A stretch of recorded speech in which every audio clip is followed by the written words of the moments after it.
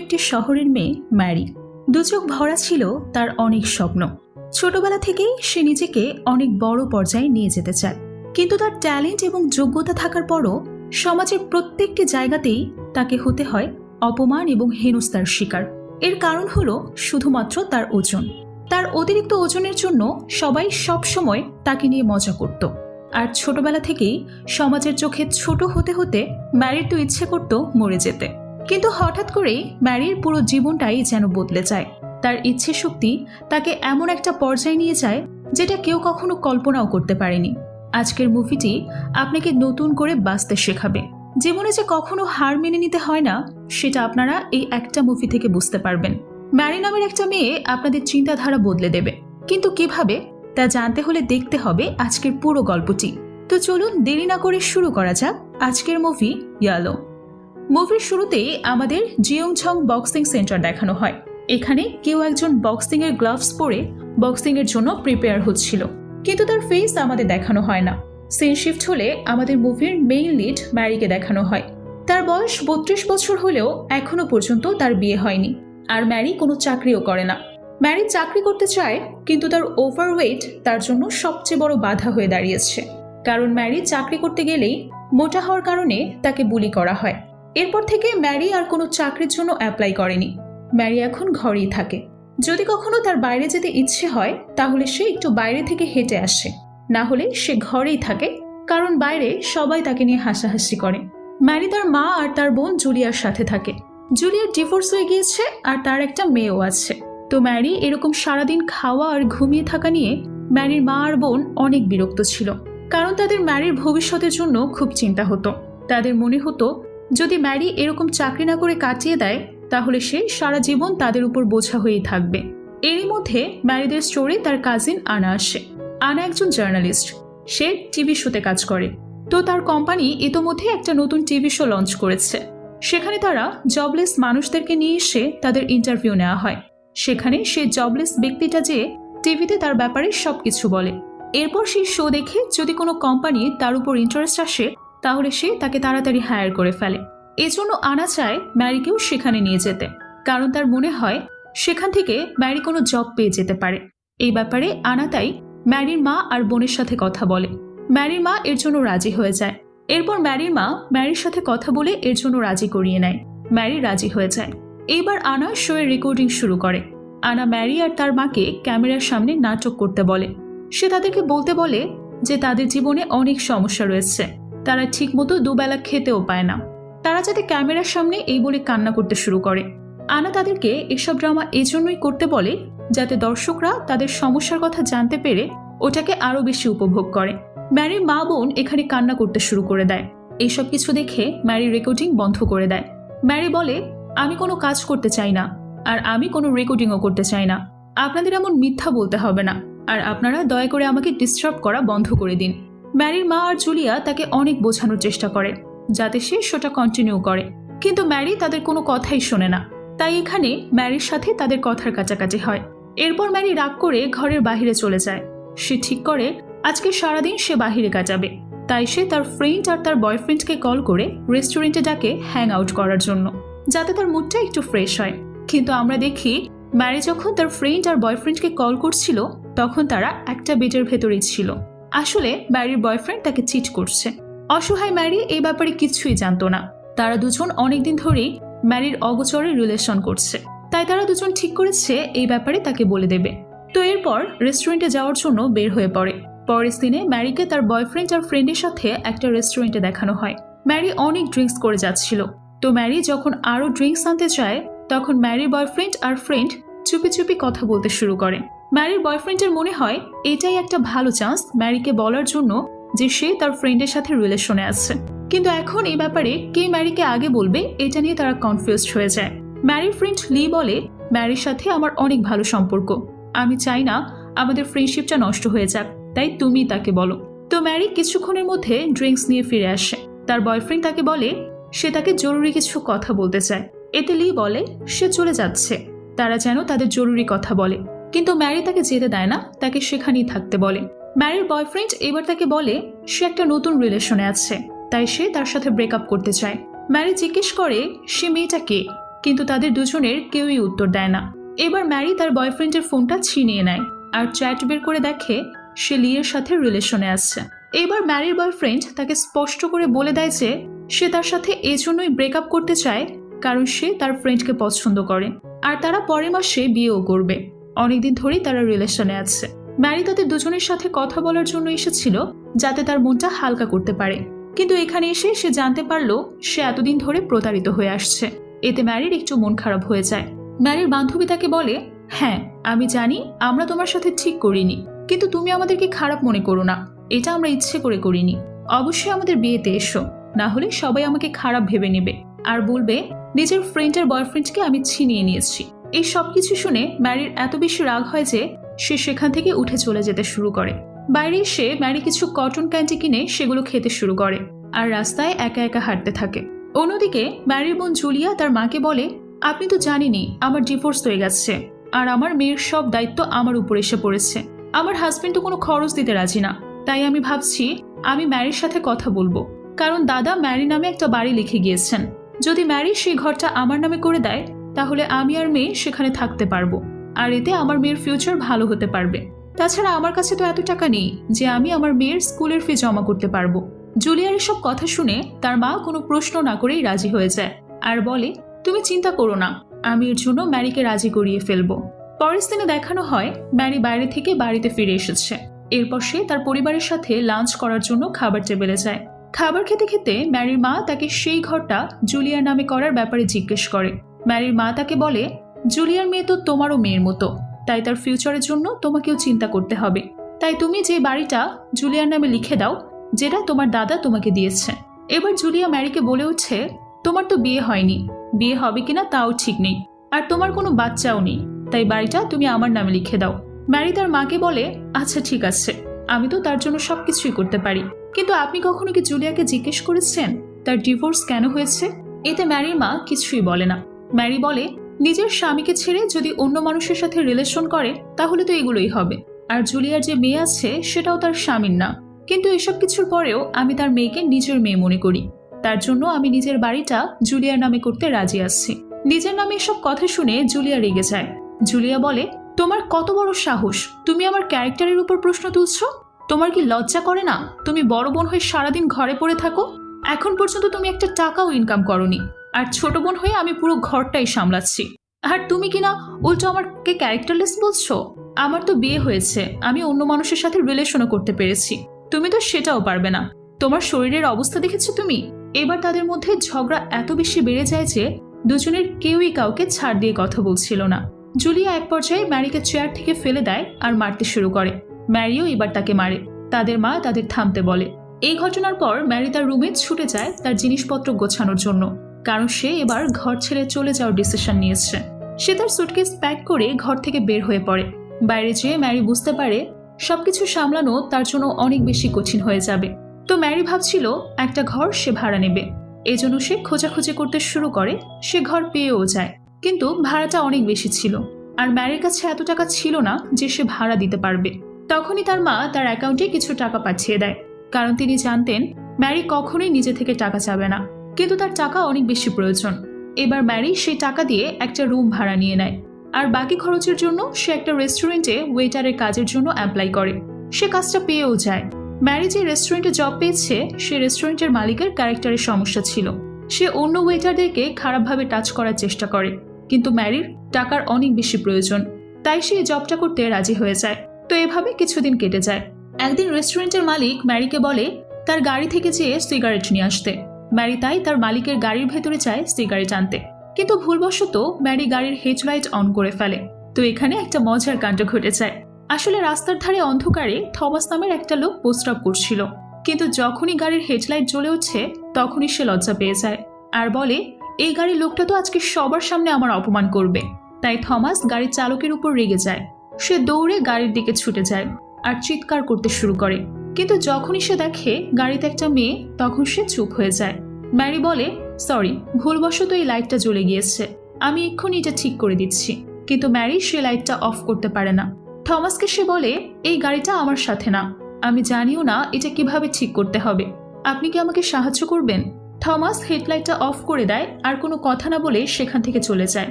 কিন্তু থমাস যাওয়ার সময় তার গ্লাভস রাস্তার পাশে রেখে যায়। ম্যারি সেই গ্লাভসটা তার কাছে রেখে দেয়। পরদিন ম্যারি গ্লাভসটা ফিরিয়ে দিতে থমাসের জিমের ঠিকানা বের করে সেখানে যেয়ে পৌঁছায়। সেখানে যেয়ে ম্যারি রিসেপশনিস্টের কাছে থমাসের ব্যাপারে জিজ্ঞেস করে। রিসেপশনিস্ট থমাসকে ডেকে পাঠায়। নিজের গ্লাভস ফিরে পেয়ে থমাস ম্যারিকে ধন্যবাদ জানায়। ভিডিওর এই পর্যায়ে আপনাদের জানাতে চাই এক নতুন করে দেখতে পারেন। ম্যারি বুঝতে পারে না সে কি বলবে। এবার থমাস ম্যারিকে জিজ্ঞেস করে সে কি বক্সিং পছন্দ করে কিনা। এতে ম্যারি হ্যাঁ বলে দেয়। অথচ ম্যারি এর বক্সিং বিও জানতো না। ম্যারির ইন্টারেস্টের কথা জানতে পেরে তারা ম্যারিকে বক্সিং এর বি চ্যাটিংয়ে অ্যাড করে ফেলে। এতে করে যদি কখনো ম্যারির বক্সিং শেখার ইচ্ছে হয় তাহলে সে থমাসের কাছে বক্সিং শিখতে আসতে পারবে।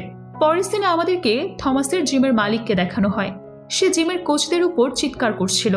সে সব কোচকে বলে, মানুষরা আমাদের জিমের মেম্বারশিপ কিনছে না।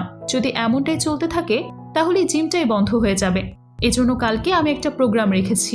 সেই প্রোগ্রামে অনেক মানুষ আসবে। তাই কালকে আপনাদের সবাইকে তাদেরকে অ্যাপ্রোচ করতে হবে যাতে তারা আমাদের মেম্বারশিপ কিনে নেয়। জিম মালিকের এসব কথা শুনে থমাসের অনেক বেশি রাগ হয়। সে মনে মনে ভাবতে থাকে, এখানে কোচ হয়ে এসেছিলাম, এই লোকে তো সেলসম্যান বানিয়ে দিয়েছে। কিন্তু সে না চাওয়া সত্ত্বেও তাকে সবকিছু করতে হবে, কারণ না করলে তো তার চাকরি চলে যাবে। তো এখানে আবারও জিমের নতুন রুল অনুযায়ী পিঙ্ক কালারের টি শার্ট দেওয়া হয়। থমাস টি শার্টটা নিয়ে জিম মালিককে বলে, এটা কি ধরনের টি শার্ট দিয়েছেন? জিম মালিক বলে, তুমি যদি একটা মেম্বারশিপ সেল করতে পারো তাহলে আমি তোমাকে গ্রিন আউটফিট দেব। অন্যদিকে ম্যারিকে দেখানো হয় সে রেস্টুরেন্টের কাজ শেষ করে ফোন দেখছিল। তার মন চাচ্ছিল থমাসকে মেসেজ দিতে, কিন্তু সে দেয় না। কিছুক্ষণ পর থমাস ম্যারিকে মেসেজ করে বলে, ফ্রি হয়ে আমার সাথে পার্কে দেখা করো, সেখানে আমরা কিছু কথাবার্তা বলবো। এটা শুনে ম্যারি অনেক খুশি হয়ে যায়, কারণ ম্যারি থমাসকে পছন্দ করতে শুরু করেছিল। ম্যারি যখন তার যাওয়ার ব্যাপারে অন্য একটা ওয়েটার জিজিকে বলে, তখন জিজি ম্যারিকে বলে, এত খুশি হওয়ার দরকার নেই। সে তোমাকে পার্কে ডেকেছে শুধুমাত্র মেম্বারশিপ বিক্রি করার জন্য। এগুলো সবই তার প্ল্যান। কিন্তু ম্যারি সেই মেয়েটার কথার কোনো পাত্তা দেয় না। সে থমাসের সাথে দেখা করতে চলে যায়। এখানে থমাসও তার সাথে দেখা করতে চলে আসে। এখানে আসলে ম্যারি দেখতে চেয়েছিল সত্যি কি থমাস তার সাথে কথা বলার জন্য ডেকেছে নাকি মেম্বারশিপ সেল করার জন্য ডেকেছে। এখানে থমাস ম্যারিকে বলে, আমার মেম্বারশিপ সেল করা একদমই পছন্দ না। আমি এরকম কাজকে ঘৃণা করি। আমি তো সেই প্রোগ্রামটাতে যেতে চাইছি না, যার জন্য আমি তোমাকে ডেকে নিয়েছি, যাতে আমরা কিছুক্ষণ সময় কাটাতে পারি, কথা বলতে পারি। এসব কথা শুনে ম্যারির অনেক বেশি ভালো লাগে আর মনে মনে ভাবতে থাকে, থমাস তো অনেক ভালো লোক। এখানে থমাসকে দেখে মনে হয় সেও হয়তো ম্যারিকে পছন্দ করতে শুরু করেছে, কারণ ম্যারি যখন ঠান্ডা লাগছিল তখন সে ম্যারিকে তার শার্টটা দিয়ে দেয়, যার কারণে ম্যারি থমাসের না বলার পরেও মেম্বারশিপটা কিনে নেয়, যাতে ম্যারি থমাসের সাথে বক্সিং ট্রেনিংয়ে আরও বেশি টাইম স্পেন্ড করতে পারে। পরের দিনে দেখানো হয় থমাস জিমের মধ্যে ম্যারিকে বক্সিংয়ের ট্রেনিং দিচ্ছে। ম্যারিও আস্তে আস্তে শিখতে শুরু করেছে, আর এই ট্রেনিংয়ের সময়টা ম্যারিকে থমাসের আরও কাছাকাছি নিয়ে আসে। এরকম করেই দিন যাচ্ছিল। থমাস ম্যারিকে তার গ্লাভসটাও ব্যবহার করতে দিয়ে দিয়েছে, আর তারা একসঙ্গে অনেক টাইম স্পেন্ড করতে শুরু করেছে। তো একদিন জিমের মধ্যে কোচদের ম্যাচ হয়। এই ম্যাচের নিয়ম অনুযায়ী যে জিতবে তাকে 50,000 টাকা দেওয়া হবে, আর সেই সাথে আসন্ন চ্যাম্পিয়নশিপে পার্টিসিপেট করার সুযোগও দেওয়া হবে। এই চ্যাম্পিয়নশিপটা মূলত বিভিন্ন জিমের কোচদের মধ্যে হয়ে থাকে। থমাস এই চ্যাম্পিয়নশিপটাতে যেতে চাইতো, তাই সে অ্যাডাম নামের তার জিমের একটা কোচের সাথে লড়াই করতে শুরু করে। থমাস তাকে প্রথমে অনেক ভালো করে অ্যাটাক করছিল, কিন্তু শেষ পর্যন্ত সে হেরে যায় আর অ্যাডাম জিতে যায়। এতে থমাসের অনেক রাগ হয় আর সে খুব কষ্ট পায়। তাই সে বাইরে গিয়ে অনেক ড্রিঙ্কস করতে শুরু করে। ম্যারি তখন তাকে বলে, এরকম ড্রিঙ্কস করে কিছুই হবে না, হার জিত আমাদের জীবনেরই অংশ। থমাস বলে, তুমি তো জানো না, অ্যাডামের শুধুমাত্র এই 50,000 টাকাই দরকার, এজন্য সে আমার সাথে জেতার জন্য এরকম করেছে। কিন্তু সে চ্যাম্পিয়নশিপে একটুও যেতে চায় না। কিন্তু তাতে আমার কি? আমার তো 50,000 টাকার প্রয়োজন নেই। আমি তো শুধু চ্যাম্পিয়নশিপে পার্টিসিপেট করতে চেয়েছিলাম। কিন্তু এখন দেখো, আমার সব স্বপ্নই শেষ হয়ে গেছে। কি করব আমি এখন? থমাসের এমন করুণ অবস্থা দেখে ম্যারির খুব খারাপ লাগে। তাই সে অ্যাডামের সাথে কথা বলতে যায়, আর সে অ্যাডামকে তার নিজের স্যালারি থেকে টাকা দিয়ে দেয়। আসলে ম্যারি 2 মাসের অ্যাডভান্স স্যালারি নিয়েছিল। সে টাকা দিয়ে ম্যারি অ্যাডামকে বলে, তোমার তো টাকার দরকার, তাই না? এখানে 50,000 টাকার বেশি আছে। তুমি জিমের মালিককে বলে দাও যে তুমি চ্যাম্পিয়নশিপে যাবে না, আর তিনি যেন তোমার জায়গায় থমাসকে সিলেক্ট করে নেয়। অ্যাডাম ম্যারির কথায় রাজি হয়ে যায়, আর সে অনেক খুশিও ছিল, কারণ তার কাজও হয়ে গিয়েছিল আর সে অনেকগুলো টাকাও পেয়েছে। তাই সে এবার তার নামে জায়গায় থমাসের নাম চ্যাম্পিয়নশিপের জন্য পাঠিয়ে দেয়। এটা জানতে পেরে থমাস খুব খুশি হয়ে যায়, কিন্তু তার এই ব্যাপারে কোনো আইডিয়াই ছিল না যে এটা তার জন্য কে করেছে। অথচ ম্যারি তো থমাসকে না বলেই তার অ্যাডভান্স স্যালারি অ্যাডামকে দিয়ে দিয়েছে। তো এখানে থমাসকে খুশি হতে দেখে ম্যারিও খুব খুশি হয়ে যায়। তাদেরকে দেখে মনে হচ্ছিল তারা আসলে দুজন দুজনকে ভালোবাসতে শুরু করেছে। পরের সিনে দেখানো হয় থমাস চ্যাম্পিয়নশিপের জন্য প্রস্তুতি নিচ্ছে, কিন্তু তার সাথে চ্যাম্পিয়নশিপে যে আরেকটা প্লেয়ার লড়াই করবে তার বাবা হঠাৎ করে থমাসের কাছে আসে আর তাকে কিছু ঘুষ দেয়, যাতে টাকা নিয়ে থমাস চ্যাম্পিয়নশিপটা ইচ্ছে করে হেরে যায়। সেই লোকটা থমাসকে অনেক মোটা অঙ্কের টাকা অফার করে। ম্যারি যখন এই ব্যাপারে জানতে পারে তখন সে লোকটার যাওয়ার পর থমাসকে বলে, তুমি এখন কি চাও, আর তোমার তো এত টাইম নেওয়ার প্রয়োজন নেই, তুমি তাড়াতাড়ি যেয়ে তাকে বলো যে তুমি ম্যাচ খেলতে চাও, তুমি বক্সিংকে পছন্দ করো, এটা তাকে বলে দাও। থমাস তখন বলে, আমি রিটায়ারমেন্ট নিয়ে নিব, এরপর আমার টাকার অনেক প্রয়োজন হবে, এজন্য আমি ঠিক করে ফেলেছি আমি ইচ্ছে করে চ্যাম্পিয়নশিপটা হেরে যাব। থমাসের কথা শুনে ম্যারি একদম শকড হয়ে যায় আর বলে, বক্সিং তো তোমার স্বপ্ন, তুমি এটা কি করছো, আর তোমার স্বপ্নের থেকে বড় তো তোমার কাছে আর কিছুই না। ম্যারি থমাসকে অনেক বোঝানোর চেষ্টা করে, কিন্তু হঠাৎ করে থমাস বলে, তুমি কি চাও আমি রিটায়ারমেন্টের পরে টাকার জন্য এখানে ওখানে দৌড়াদৌড়ি করি, নাকি কোনো কনস্ট্রাকশন সাইটে শ্রমিক হিসেবে কাজ করি? কিন্তু আমি এগুলো করতে পারবো না। আর তুমি কে আমাকে এগুলো বলার যে আমি কি করব না করব? তুমি কি আমার কিছু হও? তুমি তো শুধু জিমের একটা মেম্বার, তাই তুমি তোমার লিমিট ক্রস করো না। থমাসের এসব কথা শুনে ম্যারি অনেক বেশি হার্ট হয়, তার মনটাই ভেঙে যায়, কারণ আগে থেকেই সে তার পরিবার থেকে আলাদা ছিল, এখন থমাসও তার হৃদয় ভেঙে দিয়েছে। কিন্তু থমাস এতদিন তার সাথে এমন আচরণ করত যেন সে তাকে ভালোবাসে, আর আজকে সে বলে দিয়েছে সে এতদিন তার সাথে টাইম পাস করছিল। অন্যদিকে আমাদেরকে থমাসকে দেখানো হয় তার চ্যাম্পিয়নশিপের ম্যাচ শুরু হয়ে গিয়েছে। থমাস যে প্লেয়ারের বাবা থেকে টাকা নিয়েছিল, থমাস তাকে গিয়ে বলে, শোনো, প্রথম 2 রাউন্ড আমি ভালো করে খেলবো, পরের রাউন্ডে আমি দুর্বল হয়ে যাওয়ার নাটক করব যাতে কারো কোনো ডাউট না হয়। কিন্তু প্রথম রাউন্ডে থমাস সামনের প্লেয়ারকে একটা ঘুষি দেয় আর সে সেন্সলেস হয়ে যায়। তার এমন কন্ডিশন হয় যে সে দ্বিতীয় রাউন্ড খেলতেই পারছিল না। থমাস এটা দেখে শকড হয়ে যায় আর ভাবতে থাকে, এটা কি হয়ে গেল, আমি তো জানতাম না তারা আমার সামনে এত দুর্বল প্লেয়ারকে পাঠাবে। পরের দিনে ম্যারি যখন রেস্টুরেন্টে যায় তখন তার মন অনেক বেশি খারাপ ছিল, তাই সে সেখানে বসে ড্রিঙ্কস করতে শুরু করে। সেখানে রেস্টুরেন্টের মালিকও ছিল, যে ম্যারিকে খারাপভাবে টাচ করার চেষ্টা করে। ম্যারি আগে থেকেই রেগেছিল, তাই আরও রেগে গিয়ে সে রেস্টুরেন্টের মালিককে একটা ঘুষি মারে, আর এই ঘুষির কারণে লোকটাকে হসপিটাল পর্যন্ত ভর্তি হতে হয় আর ম্যারিকেও জেলে পাঠিয়ে দেওয়া হয়। কিন্তু তার কাজিন আনা এসে তার জামিন করিয়ে নেয়। আনা বলে, তুমি আমাকে আরো 2 দিন আগে ফোন দিয়েছিলে, কিন্তু আমি ব্যস্ততার কারণে আসতে পারিনি, আর এখন তো ম্যারির চাকরিও চলে যায়, তারা এখন নতুন একটা চাকরি খুঁজতে হবে। এজন্য আনা তাকে এই সুযোগে আবারও সেই শোটার কথা বলে। আনা তাকে বলে, আমার শোতে এসে আমার স্কুলের একটা ফ্রেন্ড চাকরি পেয়ে গেছে, তুমি চাইলে আসতে পারো। ম্যারি ভাবতে থাকে সে এখন কি বলবে। আনা তাকে আরো বলে, আমি ওয়াদা করছি এখান থেকে তোমার নতুন জীবনের শুরু হবে। ম্যারি খুব ইমোশনাল হয়ে যায়, কারণ আনা তার দুঃসময়ে হেল্প করছে এটা ভেবে, তাই ম্যারি আনাকে জড়িয়ে ধরে। পরের দিনে ম্যারিকে স্টেজে দেখানো হয়, তাকে আনা রেডি করে স্টেজে নিয়ে এসেছে। এবার আনা তাকে একটা এয়ারপিস পরিয়ে দেয়, যাতে কন্ট্রোল রুম থেকে তাকে সংকেত দেওয়া হয় পরবর্তীতে কি করতে হবে। এমন কোনো প্রশ্ন যদি চলে আসে যেটার উত্তর ম্যারি দিতে পারবে না, তখন আনা কন্ট্রোল রুম থেকে তাকে এই এয়ারপিস দিয়ে হেল্প করতে পারবে। সব কন্ট্রোল রুমেই এমনটা করা হয়। তো এরপর শো শুরু হয়। হোস্ট ম্যারিকে জিজ্ঞেস করে, তুমি জবের জন্য কখনো ট্রাই করনি কেন? এরকম আরো অনেক প্রশ্ন করতে থাকে। ম্যারি তখন ভয়ে ভয়ে উত্তর দিতে শুরু করে। সবকিছু ঠিকভাবেই চলছিল, কিন্তু তখনই স্ক্রিনের মধ্যে সেই ভিডিওটা অন করা হয়, যখন প্রথমবার আনা ম্যারিদের ঘরে রেকর্ডিং এর জন্য এসেছিল, যেটা আমাদেরকে প্রথম সিনে দেখানো হয়েছিল। তখন ম্যারি আর তার মায়ের মধ্যে কথা কাটাকাটি হয়। এই ভিডিওটা দেখে উপস্থিত সব দর্শক ম্যারিকে খারাপ বলতে শুরু করে আর বলতে থাকে, এটা কি ধরনের আচরণ, নিজের মায়ের সাথে কি কেউ এভাবে কথা বলে? এটা তো খুবই খারাপ। ম্যারি নিজের ভিডিও দেখে অনেক বেশি অবাক হয়ে যায়, কারণ ভিডিওটা এডিট করা হয়েছে, আর এখানে এডিট করে ম্যারির মুখ থেকে কিছু গালিগালাজ বের করা হয়েছে। ম্যারি সবাইকে বোঝানোর চেষ্টা করে যে এটা আসলে সে করেনি, এই ভিডিওটা এডিট করা, কিন্তু কেউই তার কথা বিশ্বাস করে না। তারা ম্যারিকে শো থেকে বের করে দিতে বলে।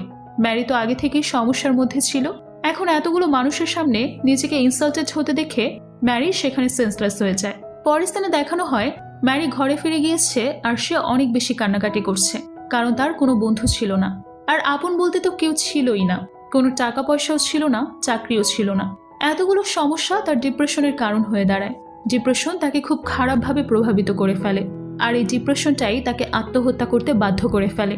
সে কান্না করতে করতে সুইসাইড করতে যাচ্ছিল, কিন্তু তখনই জানালা দিয়ে একটা জিমের পোস্টার তার রুমে এসে পড়ে। সেই পোস্টারে লেখা ছিল, জীবনে কি আপনি কিছু জিতেছেন? ট্রাই করুন, অবশ্যই জিতবেন। এই কথাটা ম্যারিকে মারাত্মকভাবে প্রভাবিত করে। সে ঠিক করে নেয় সে এখন নিজেকে এমনভাবে ক্রিয়েট করবে যাতে তাকে দেখে পুরো দুনিয়া অবাক হয়ে যায়, কারণ সে এখন পর্যন্ত অনেক কিছু হারিয়েছে। এবার সে সবাইকে জিতে দেখাবে, কারণ দুনিয়া তাকে অনেক ব্যবহার করেছে, তাকে নিয়ে অনেক মজাও করেছে, কিন্তু এসব শেয়ার করতে দেবে না। এজন্য ম্যারি একটা জিমের মেম্বারশিপ কিনে নেয়। সেখানে তারা তাকে জিমের সাথে বক্সিংও শেখাবে। ম্যারির বয়স আর তার ওয়েট দেখে জিমের সবাই অনেক বেশি অবাক হয় আর ভাবতে থাকে এই মেয়েটার তো অনেক সাহস, কারণ এত ওয়েট হওয়ার পরেও সে বক্সিং শিখতে চায়। এরপর ম্যারি পুরো দুনিয়া থেকে সব যোগাযোগ বিচ্ছিন্ন করে দেয়। জিম আর বক্সিংয়ে পুরো মনোযোগ দিতে শুরু করে সে। আসলে এটাকেই সে তার পৃথিবী বানিয়ে ফেলে। তার কঠোর পরিশ্রম আর বক্সিংয়ের অনুশীলন তাকে ফিট হওয়ার পথে নিয়ে যায়। ম্যারির ইচ্ছা ছিল আসন্ন ফিমেল বক্সিং চ্যাম্পিয়নশিপে পার্টিসিপেট করবে, কিন্তু জিমের লোকেরা রুলস বানিয়ে রেখেছে। সেই রুলসগুলো ফুলফিল করার পরেই চ্যাম্পিয়নশিপে পার্টিসিপেট করতে দেওয়া হয়। এজন্য ম্যারি অনেক পরিশ্রম করে তার ওয়েট লস করার জন্য, কারণ চ্যাম্পিয়নশিপ আর তার স্বপ্নের মাঝখানে সবচেয়ে বড় বাধা হচ্ছে তার ওয়েট। ম্যারি সাহস হারায় না। সে পুরো দিন শুধু এক্সারসাইজ করতেই থাকে। সে দিনে 3 বার করে এক্সারসাইজ করতে শুরু করে। এভাবে সে তার 50 কেজি ওয়েট কমিয়ে ফেলে, যার কারণে যেখানে সে প্রথমে মোটা থাকলেও এখন সে একদম সুন্দর ফিট হয়ে গেছে। আর তাকে দেখতে এখন প্লেয়ারদের মতোই লাগে। কেউ তাকে দেখে এখন চিনতে পারে না যে এটাই আগের ম্যারি। তো এই বছর চ্যাম্পিয়নশিপে ম্যারিদের জিম থেকে একটা প্লেয়ারকে পাঠানো হয়, কিন্তু সে ইনজুরিতে পড়ে গিয়েছে। এজন্য জিমের মালিক অনেক চিন্তায় পড়ে যায়, কারণ সে বুঝতে পারছিল না এখন সে কাকে পাঠাবে। ম্যারি বলে, আমি চ্যাম্পিয়নশিপে যেতে প্রস্তুত, আপনি আমাকে পাঠাতে পারেন।